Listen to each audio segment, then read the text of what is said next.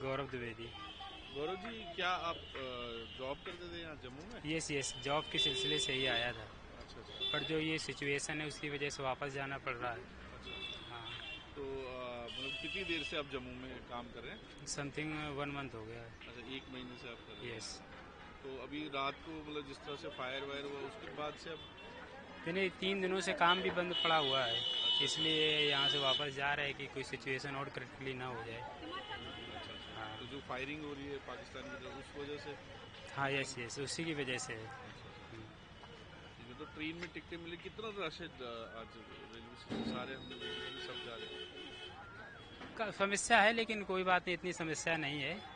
ये तो सिचुएशन है, उसको फेस सभी को करना पड़ेगा। और सभी हम एक भारत के हैं तो सिचुएशन को फेस करना हम लोगों की मजबूरी नहीं बल्कि दायित्व है। आप आ जाओ। आप क्या जॉब करते हैं? सब बड़ी ब्रह्मणा वगैरह है ना? कहाँ देना वो ये कमल वाला खड़ा है। अपने देश का पूरन बहादुर। पूरन बहादुर जी, आप जम्मू में काम करते हो? हाँ जी। अच्छा। तो कितनी देर से यहाँ काम कर रहे हैं? मेरे को जम्मू में 30-35 साल हो गया। अच्छा, 30-35 साल हो गया। हाँ जी। तो आज अभी कहाँ जा रहे हैं आप? मैं अभी छत्तीसगढ़ जा रहा हूँ। छत्तीसगढ़ जा रहे हैं? क्यों जा रहे हैं? थोड़ा हालत खराब है, बच्चे लोग डर गए हैं। रात को बम ब्लास्ट होता है, इसीलिए हम लोग डर गए हैं, फिर मजबूरी से जाना पड़ रहा है।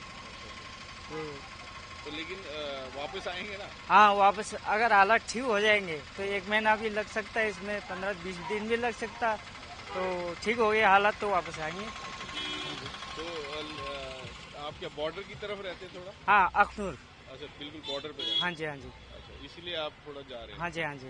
तो कितना ज्यादा फायरिंग हुआ था? तो फायरिंग तो होता रहता है जी, कल भी हुआ था, परसों भी हुआ था। तो हम तो बिल्कुल ही आर्मी के पास ही हैं।